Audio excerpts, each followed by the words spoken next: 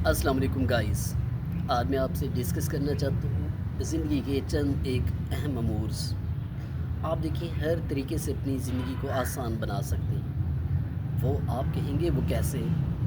देखिए इस डिफ़िकल्टीज़ के दौर में इकोनॉमिकल प्रॉब्लम्स भी हैं आपको, मेंटल प्रॉब्लम भी हमारे यहाँ चंद एक जनरेट हो जाते हैं और इसके बाद हमारे यहाँ अनएथिकल प्रॉब्लम भी जनरेट हो जाते हैं।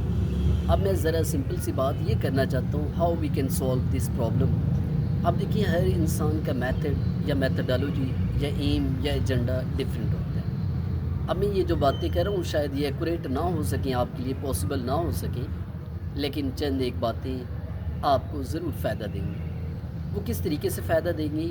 जब आप इसे रियल वे में इम्प्लीमेंट करेंगे। अब देखिए इम्प्लीमेंट करने के लिए हमें चंद एक पहलू अपनाने पड़ते हैं अपनी ज़िंदगी के अंदर।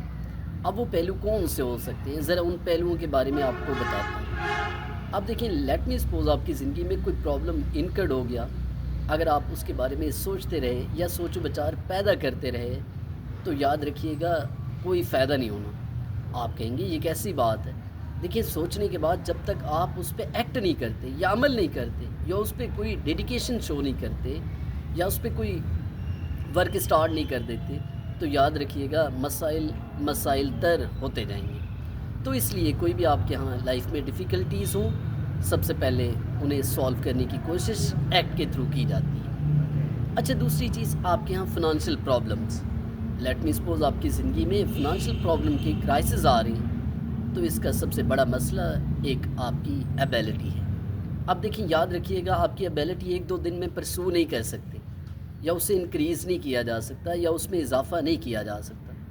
तो कैसे हो सकती है ये प्रॉब्लम सॉल्विंग?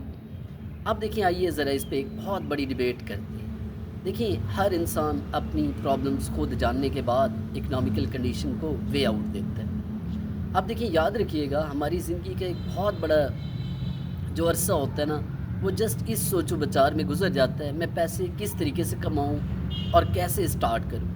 अब देखिए याद रखिएगा आप कोई एक्ट जब तक नहीं करते यहाँ पे भी, तो याद रखिएगा आप पैसा कभी किसी सूरत में कमा नहीं सकते।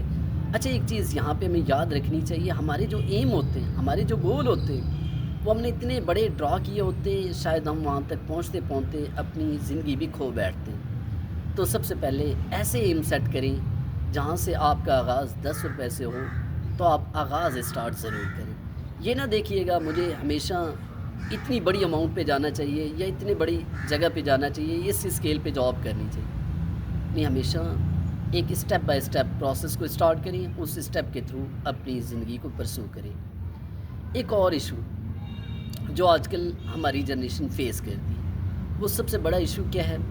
मुझे कोई कुछ कह दे मैं सारा दिन उस पे सर्व कर देता हूँ। देखिए याद रखिएगा अगर आप माशरे में अपना कोई किरदार अदा करना चाहते हैं तो लोगों की बातों को इग्नोर करने का हुनर सीख लें। आप कहेंगे ये क्यों और किस लिए? आप कहेंगे ये तो मेरे लिए एक बहुत बड़ा क्राइसिस क्रिएट हो रहा है। देखिए याद रखिएगा आप हर इंसान को अगर जवाब देते रहे या आप उनकी बातों को सुनते रहे तो याद रखिएगा आप हमेशा अपने आप को प्रॉब्लम में ऐड करते जाएंगे। तो सबसे बड़ी बात हमें ये सीखनी चाहिए, हमें हमेशा दूसरों की बातों को दरगुजर कैसे करना है। तो याद रखिएगा हर बात पे यहाँ एक्ट नहीं करना, यहाँ हर बात पे आपने कोई रिस्पॉन्स नहीं करना। अगर आप कहाँ रिस्पॉन्स करते हैं या एक्ट करते हैं तो याद रखिएगा ये आपके लिए बहुत बड़ी प्रॉब्लम और